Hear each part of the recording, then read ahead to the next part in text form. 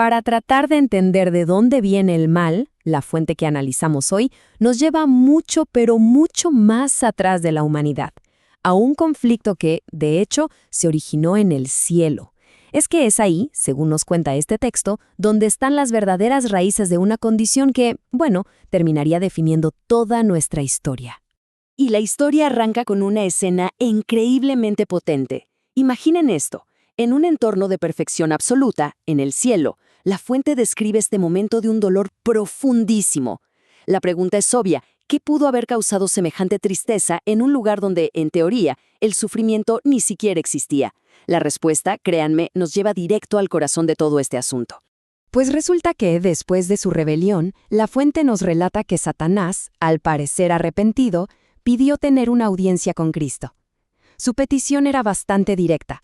Quería que le devolvieran su posición original. Se había dado cuenta, o al menos eso decía, de lo que había perdido y anhelaba volver a esa armonía del cielo. Y aquí viene el punto clave de toda esta historia. Aceptar que volviera, nos explica la fuente, simplemente no era una opción. Sería como volver a plantar la semilla de la discordia en el cielo. La perfección en él ya se había roto, y readmitirlo significaba poner en riesgo la estabilidad del universo entero. Así que la decisión, aunque fue tremendamente dolorosa, era definitiva. Todo para proteger esa armonía. Y es que este evento celestial nos revela la idea central de la fuente, que el pecado es algo mucho más profundo que una simple mala acción o un error cualquiera. A ver, vamos a meternos bien en esto. La fuente define el pecado no como un acto, sino como un estado. O sea, no es lo que se hace, es lo que se es. Una condición de rebelión en el mismísimo núcleo del ser.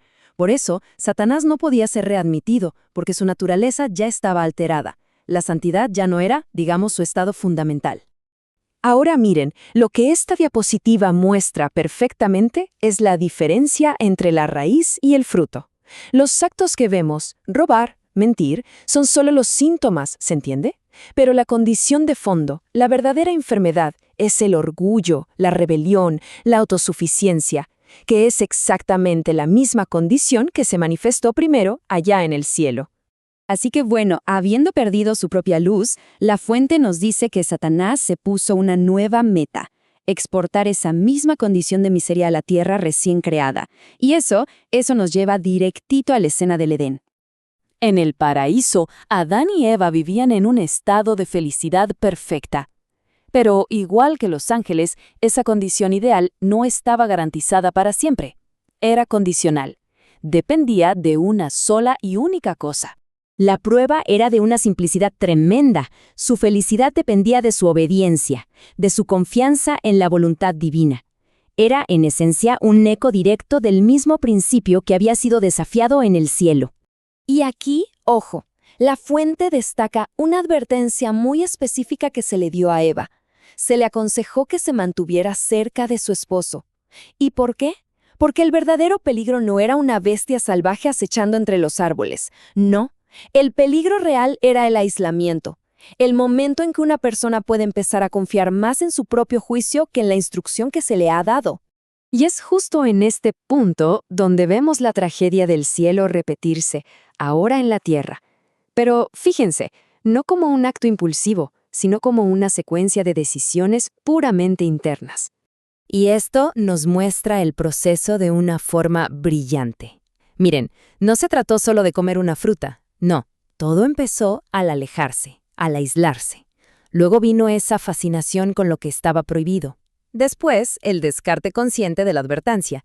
Y finalmente, el paso decisivo: confiar en su propia sabiduría. En ese preciso instante, la condición de autosuficiencia tomó el control. Entonces, el punto crucial es este. Las consecuencias de esa decisión no se quedaron ahí, contenidas en el Edén. Según esta fuente, ese único acto sirvió como un puente para transferir la condición de pecado a toda la raza humana. Este pasaje, nos explica la fuente, es clave para entender que esta es ahora nuestra condición por defecto.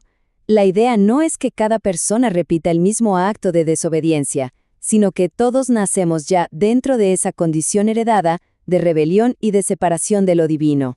Y los frutos de esta condición son En gran medida, las experiencias que marcan nuestra existencia, ¿no?